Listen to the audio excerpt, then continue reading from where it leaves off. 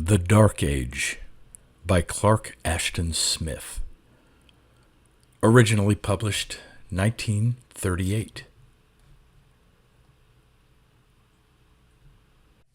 Read by Darrell T. Smith II for my channel, Quasar Spectra.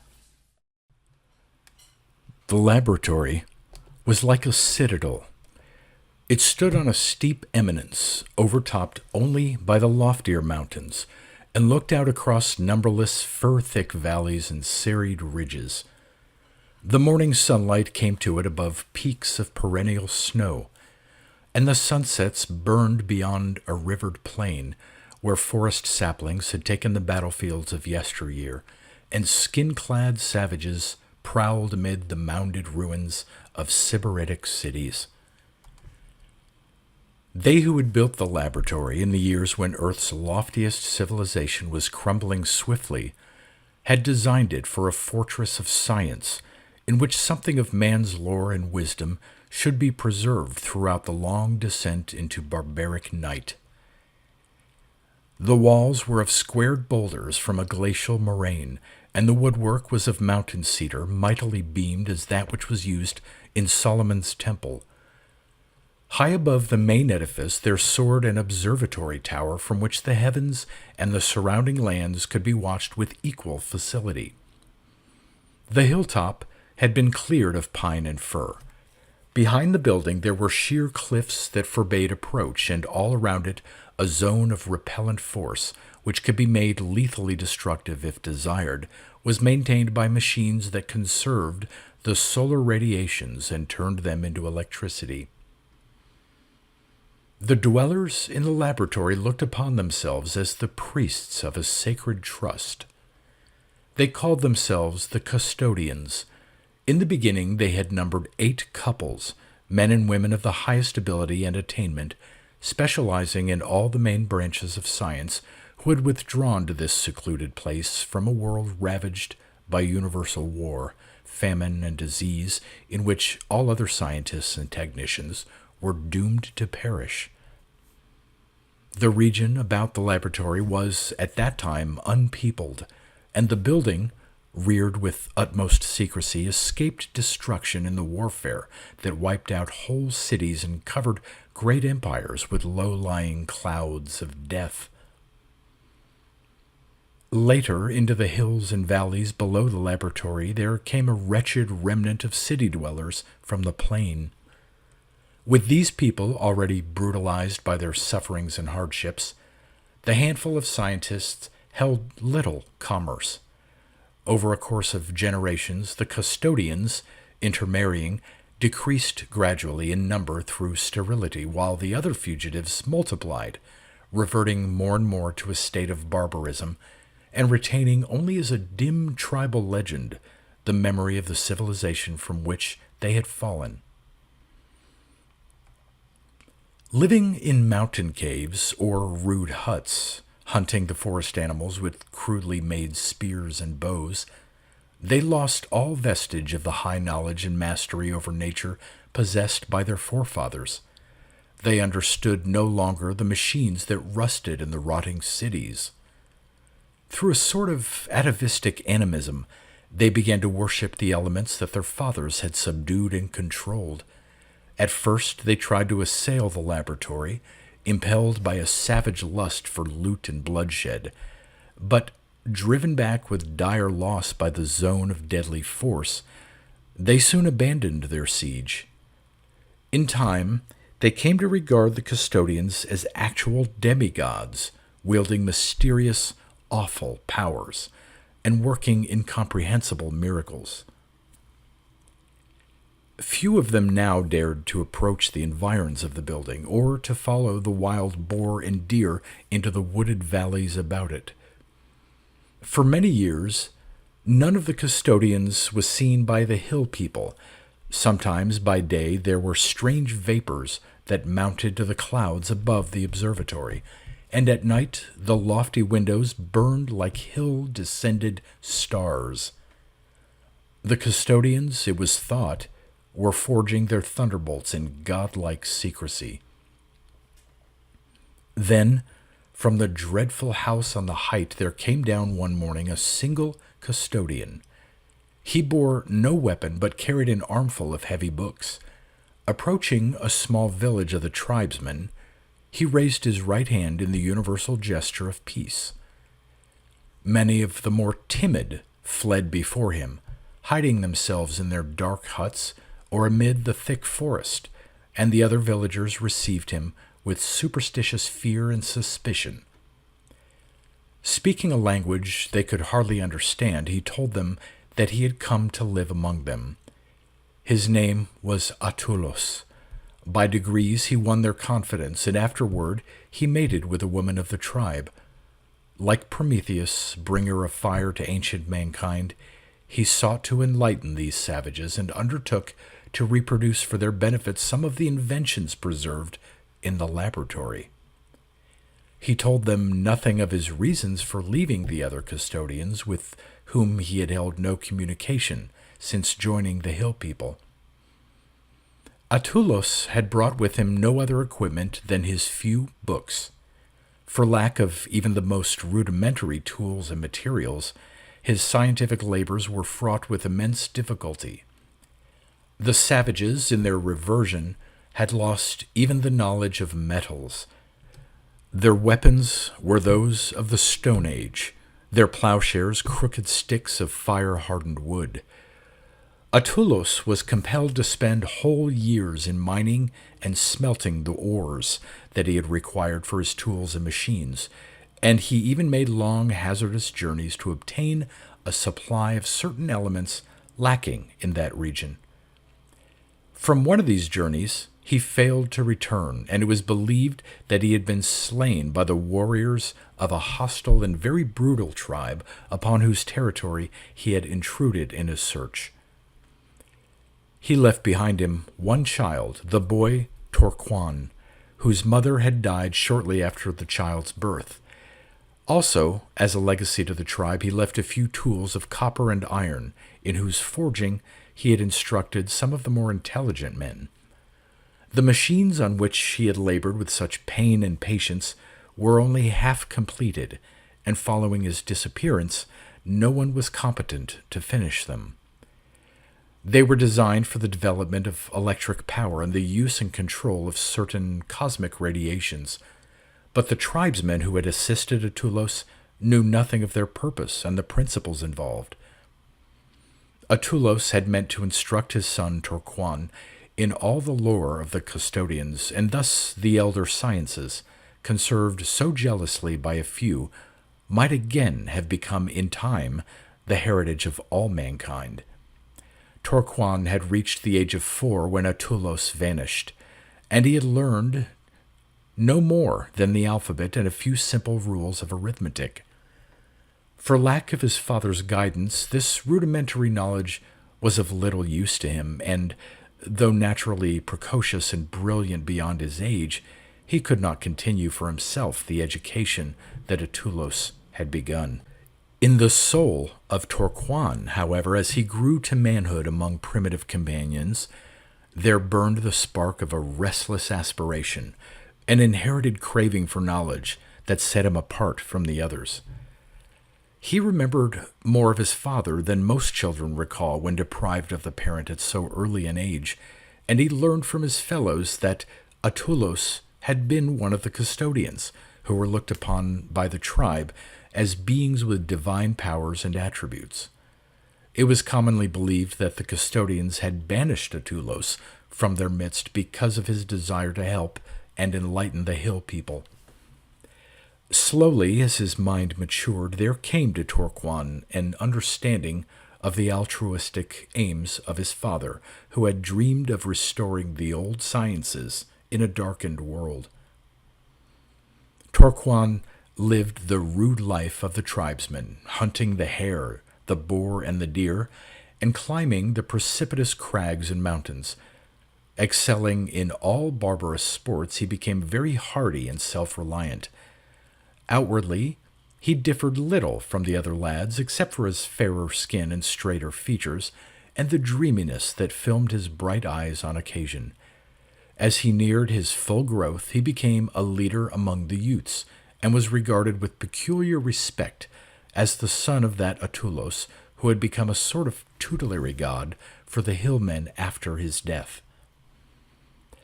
Often the boy visited the deep, dry cave which his father had used as a workshop. Here, the tools, the half-built engines, the chemicals, books, and manuscripts of Attulos were stored. Torquan examined all of them with a great and growing wistfulness, trying vainly to guess the secret of the machines, and spelling painfully, letter by letter, the words in the moldering volumes, whose meaning he could not divine. Like a man who dwells in a dark place, yearning blindly for the sun, he felt himself on the threshold of a luminous world, but light was denied him, and all his strivings ended only in deeper confusion. Often, as he grew older, his thoughts turned to the mystery of the high and guarded citadel from which his father had come down to join the tribesmen. From certain vantage points on the higher hills, he could see its observatory towers looming darkly above the cleared eminence. His comrades, like their forefathers, shunned the neighborhood as a place of supernatural peril, where the custodian's thunderbolts would promptly strike down the intruder. For many years, no one beheld the custodians. Their voices, which, it was said, had formerly spoken like the mountain thunder, threatening or warning the whole countryside, were no longer heard, but no man dreamed of penetrating their seclusion. Torquan, however, knowing his kinship to the custodians, wondered much concerning them. A strange curiosity drew him again and again to the hills below the laboratory. From such viewpoints, however, he could see nothing of the occupants or their activities. All was still and silent, and this very stillness, by degrees, emboldened the boy and drew him nearer to the dreaded eyrie. Using all his stealth of woodcraft, and treading with utmost care lest a leaf or twig should crackle beneath him, he climbed one day the steep, heavily forested slope toward the building. Breathless with awe and apprehension, he peered at last from behind the bole of a gnarly pine that grew just beyond the verge of the laboratory grounds. Grim, repellent, fortress-like, the rectilinear walls and square towers bulked above him against a heaven of light clouds. The windows glimmered blankly, withholding all their secrets. In the building's front, an open doorway arched, beyond which, in silver flashes, Torquan discerned the leaping of fountains amid a sunlit court. Sapling firs and pines had begun to invade the level, cleared area of the grounds. Some of them were already shoulder-high, while others rose only to a man's waist or knees, offering little obstruction to the view. Amid these miniature thickets, Torquan heard a vengeful humming that might have been made by some invisible throng of bees. The sound maintained always the same position, the same pitch. Peering closely, he saw that there was a yard-wide line of bare, vacant soil running like a path amid the young conifers, and following the apparent course of the sound. This line, he knew suddenly, betokened the force barrier beyond which no man could pass, and the humming was the noise made by the repellent lethal power. Much of the area between the saplings and the laboratory was filled with rows of vegetables, and there was also a small flower garden. The place bore evidence of careful tending and had been watered recently, but no one was in sight at the time. In the building itself, as Torquan stared and listened, there began a sonorous iron throbbing whose cause, in his complete ignorance of machinery, he could not imagine. Alarmed by the loudening noise, which seemed full of mysterious menace, Torquan fled on the wooden slope and did not venture to return for many days. Curiosity, and some emotion deeper than curiosity, whose nature and origin he could not have defined, impelled him to revisit the place in spite of his vague, half-superstitious fears and intuitions of danger. Peering, as before, from the shelter of the ancient pines, he beheld for the first time one of the building's occupants. At a distance of no more than 20 yards from his hiding place, a girl was stooping above the violets and pansies in the trimly plotted flower garden. Torquato thought that he gazed upon a goddess, for among all the village girls there was none half so lovely and graceful as this incredible being. Clad in a gown of light April green, her hair falling in a luminous yellow cloud about her shoulders, she seemed to cast a brightness on the flowers as she moved among them. Drawn by a strange fascination such as he had never before experienced, the boy leaned from behind the sheltering pine, forgetful of his fears and unconscious that he was exposing himself to view. Only when the girl happened to glance toward him and gave a low, startled cry as her eyes met his, did he realize the indiscretion into which he had been betrayed. Torquato was torn between the impulse of flight and a strong, unreasoned attraction that made him unwilling to go. This girl, he knew, was one of the custodians, and the custodians were demigods who wished no intercourse with men. Yet, through his father, he was able to claim kinship with these lofty beings, and the girl was so beautiful, and her eyes, meeting his across the flower pot, were so kind and gentle in spite of their startlement, and he ceased to apprehend the instant doom that his daring might perhaps have earned. Surely, even if he remained and spoke to her, she would not loose against him the dreadful lightning of the custodians. Raising his hand in a gesture of placation, he stepped forward among the seedling conifers, stopping only when he neared the vicious humming of the invisible force barrier. The girl watched him with palpable amazement, her eyes widening and her face paling and then reddening as she grew aware of Torquato's comeliness and the undisguised ardor of his gaze. For a moment it seemed that she would turn and leave the garden. Then, as if she had conquered her hesitancy, she came a little nearer to the barrier. "You must go away," she said in words that differed somewhat from those of the dialect familiar to Torquato. But he understood the words, and to him their strangeness savored of divinity. Without heeding the admonition, he stood like one enchanted. "Go quickly," warned the girl, a sharper note in her voice. "It is not allowable that any barbarian should come here." "But I am not a barbarian," said Torquato proudly. "I am the son of Atulos, the custodian. My name is Torquato. Can we not be friends?" The girl was plainly surprised and perturbed. At the mention of Atulos's name, a shadow darkened her eyes, and behind the shadow an obscure terror seemed to lurk. "No, no," she insisted. "It is impossible. You must not come here again. If my father knew—" At that instant the humming of the barrier deepened, loud and angry as the buzzing of a million wasps, and Torquato felt in his flesh an electric tingling, such as he had felt during violent thunderstorms. All at once the air was lined with sparks and bright fiery threads, and was swept by a wave of ardent heat. Before Torquato the little pines and firs appeared to wither swiftly, and some of them leaped into sudden flame. "Go! Go!" he heard the crying of the girl as he fell back before the moving barrier. She fled toward the laboratory, looking back over her shoulder as she went. Torquato, half blinded by the weaving webs of fire, saw that a man had appeared in the portals as if coming to meet her. The man was old and white-bearded, and his face was stern as that of some irate deity. Torquato knew that this being had perceived his presence. His fate would be that of the seared saplings if he lingered.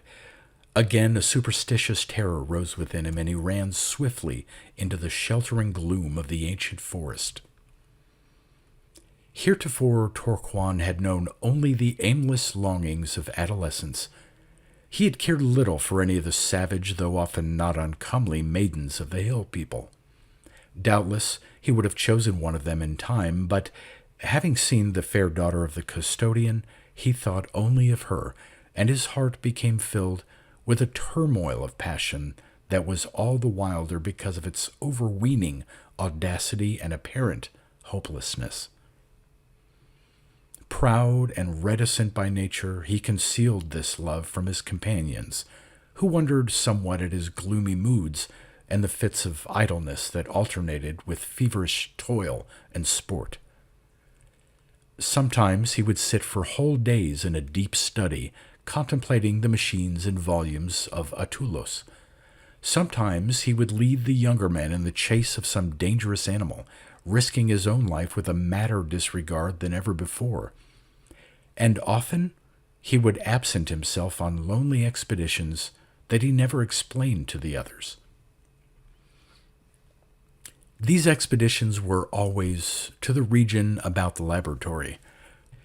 For a youth of Torquan's ardor and courage, the perils of such visits became an excitant rather than a deterrent.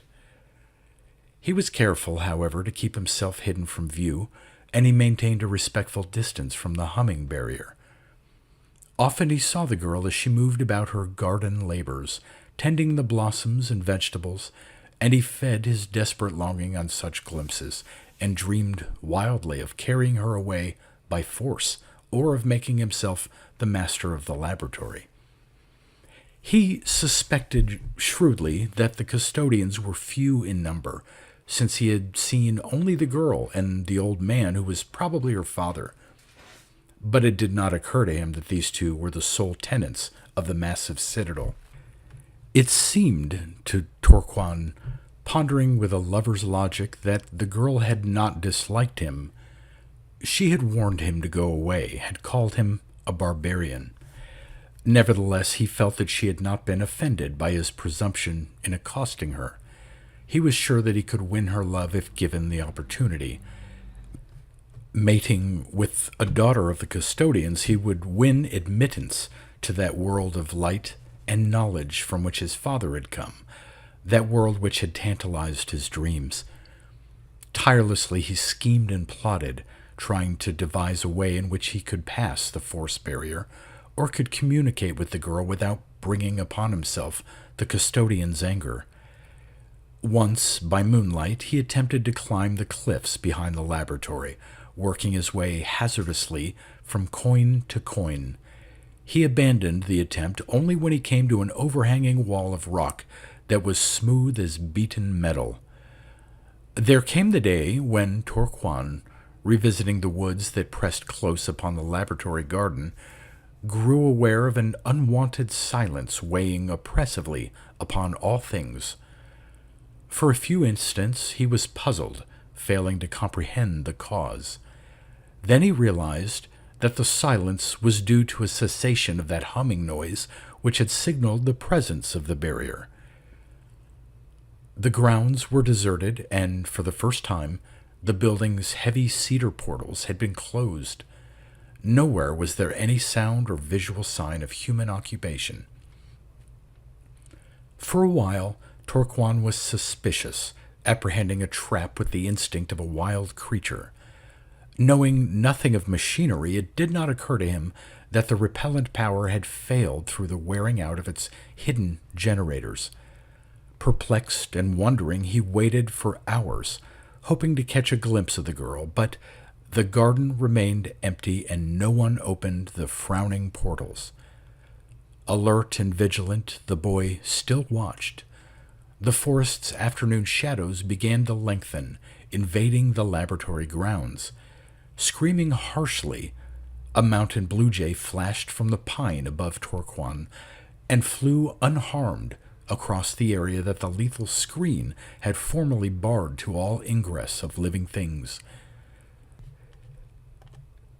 An inquisitive squirrel raced among the saplings, over the bare path of the barrier and chittered impudently in a plot of young corn and beans.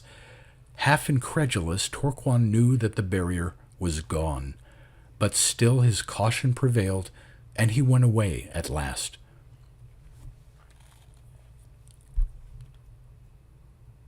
"Varia, we cannot repair the generators," said the aged Fabar to his daughter. "The work is beyond my strength or yours. Also, metals are required which we cannot procure in their native state and can no longer make with the weakening atomic transformers.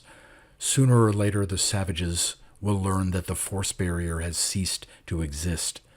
They will attack the laboratory and will find only an old man and a girl to oppose them. The end draws near, for in any case I have not long to live.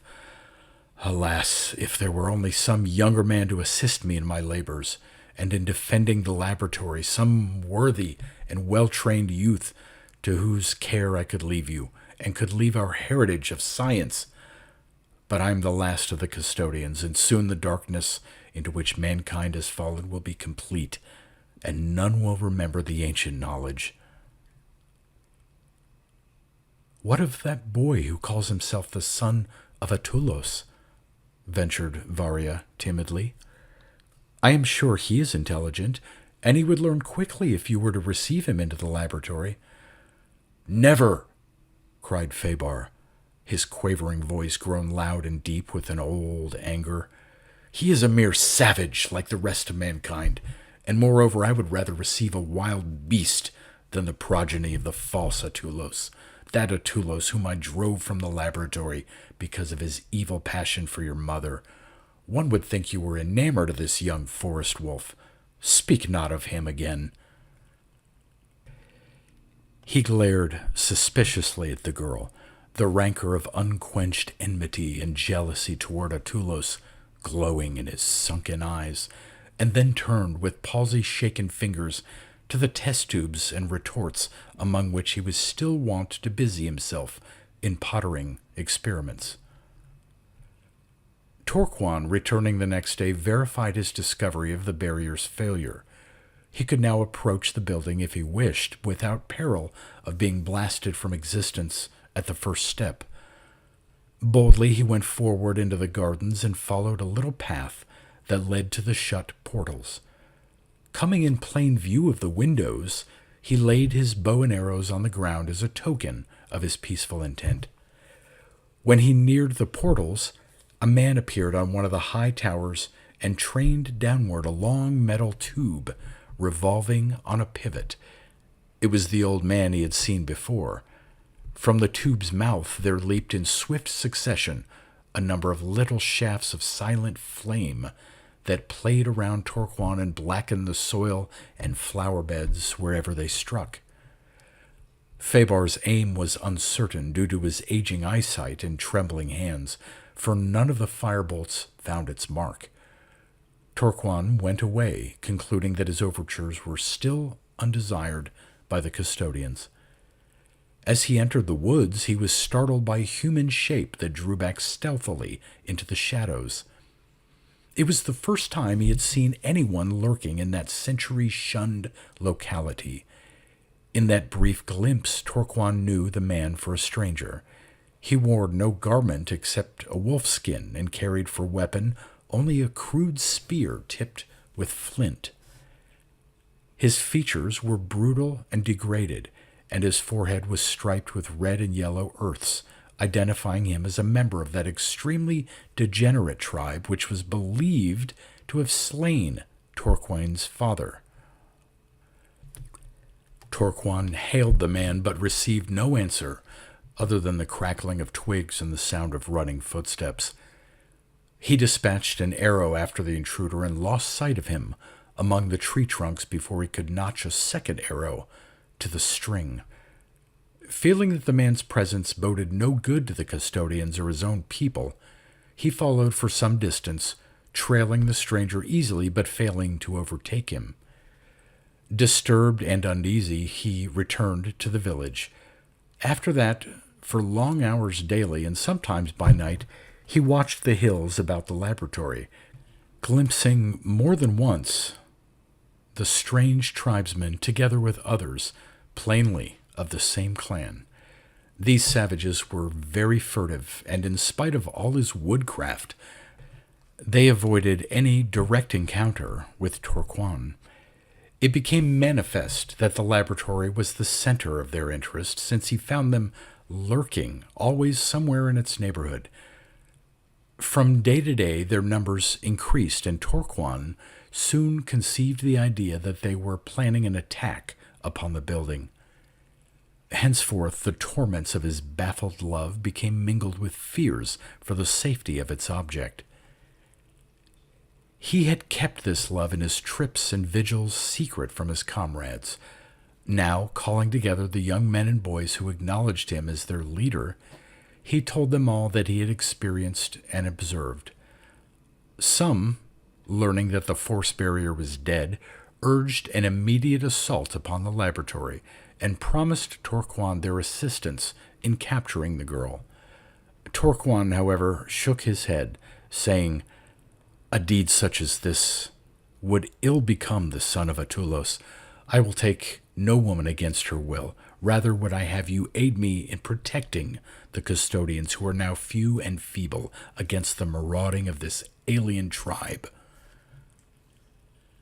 Torquan's followers were no less willing to fight the intruders than to assail the laboratory. Indeed, the alien clansmen were regarded as natural foes, and their slaying of Attulos had not been forgotten. When it became generally known that they were lurking about the laboratory, many of the tribe's older warriors pledged assistance to Torquan in repelling them, and the youth soon found himself the leader of a small army.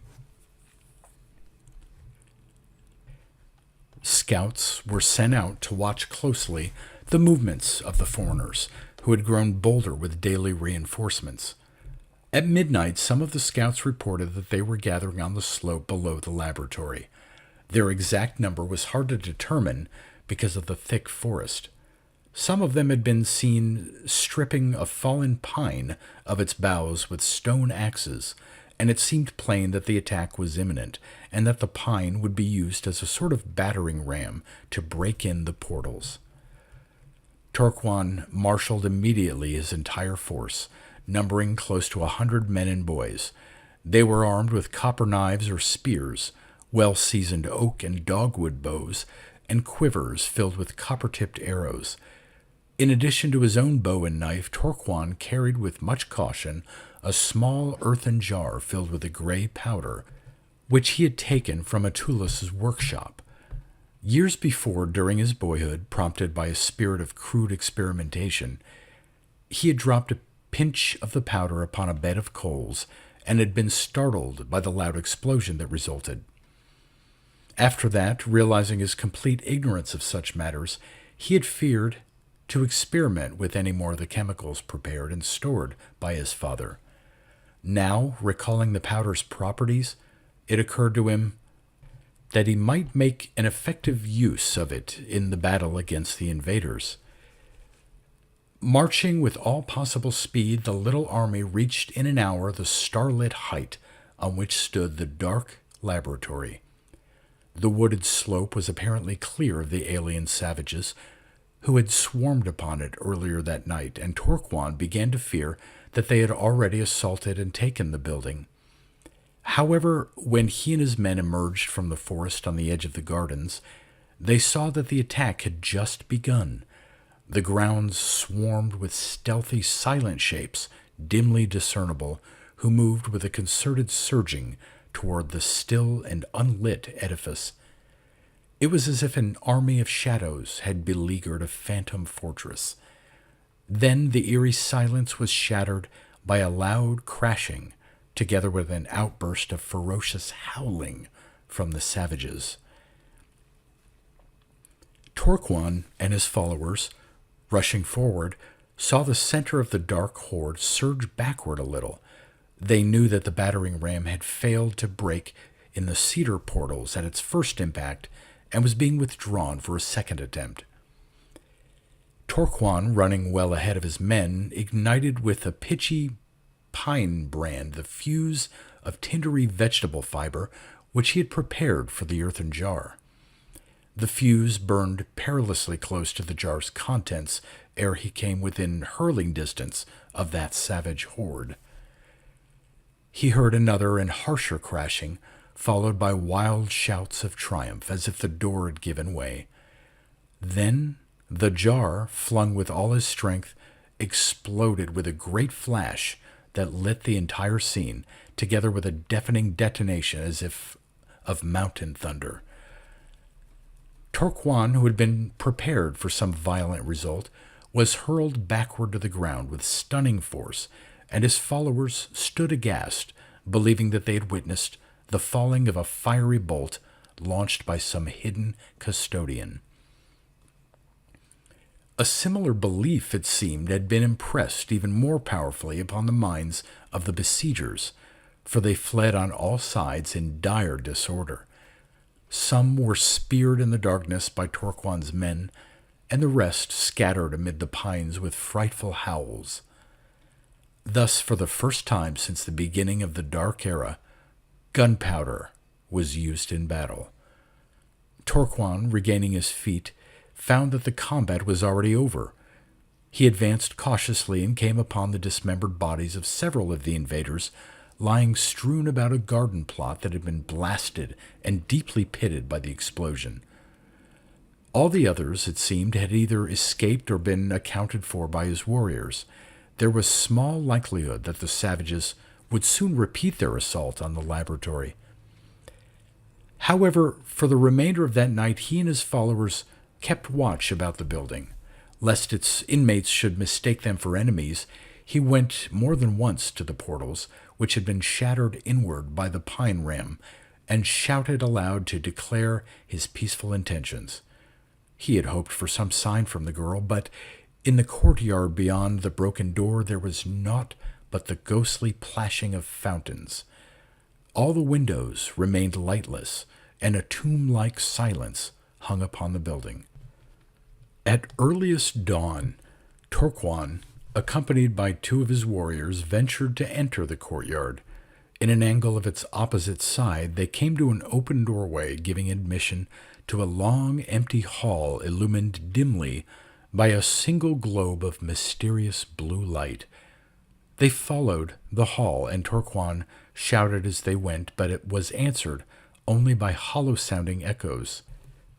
A little awed, and wondering if the silence might betoken some cunning trap, they reached the hall's end and paused on the threshold of an immense chamber. The place was crowded with unknown intricate machines. Tall dynamos towered to the skylighted roof, and everywhere on wooden benches and shelves or stone-topped tables there were huge and strangely shaped vessels and vials and beakers filled with hueless or colored liquids. Gleaming, silent motors bulked in the corners, apparatuses of 100 forms, whose use the young barbarians could not imagine, littered the paved floor and were piled along the walls. In the midst of all this paraphernalia, the old man sat before one of the vial-laden tables in a chair of cedar wood. The light of sunless morning, livid and ghastly, mingled with the glow of blue lamps on his sunken features. Beside him the girl stood, confronting the intruders with startled eyes. "We come as friends," cried Torquan, dropping his bow on the floor. The old custodian, glowering with half-senile anger, made an effort to rise from his chair, but sank back as if the exertion were beyond his strength.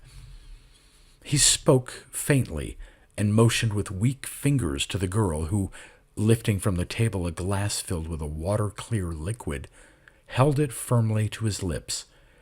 He drank a portion of the liquid, and then, after a single convulsive shudder, he rested limply in the chair, his head lolling on his bosom, and his body seeming to sag and shrivel beneath its garments. For an instant, with dilated eyes and pallid features, the girl turned again toward Torquan. It seemed that she hesitated. Then, draining the remainder of the hueless liquid from the glass in her hand, she fell to the floor like a toppling statue. Torquan and his companions, amazed and mystified, went forward into the room. A little doubtful of the strange contrivances that surrounded them, they ventured to inspect the fallen girl and the seated ancient. It was plain that both were dead, and it dawned upon them that the water-clear liquid must have been a poison more swift and violent than any with which they were familiar, a poison that was part of the lost science of the custodians. Torquan, peering down at the still, inscrutable face of Varia, was filled with a blind mingling of sorrow and bafflement. It was not thus that he dreamed of entering the guarded citadel and winning the custodian's daughter. Never would he retrieve the mysterious lore of the custodians, or understand their machines, or read their ciphered books. It was not for him to finish the Promethean labors of Atulos and re-illuminate the dark world with science. These things, with the girl Varia for mate and instructress, he might have done.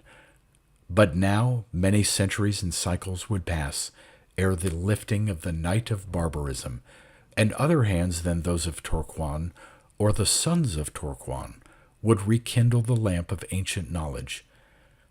Still, though he knew it not in his sorrow and frustration, there remained other things, the clean, sweet lips of the simple hill girl who would bear his children, the wild, free life of man warring on equal terms with nature and maintaining her laws obediently, the sun and stars unclouded by the vapors of man's making, the air untainted by his seething cities.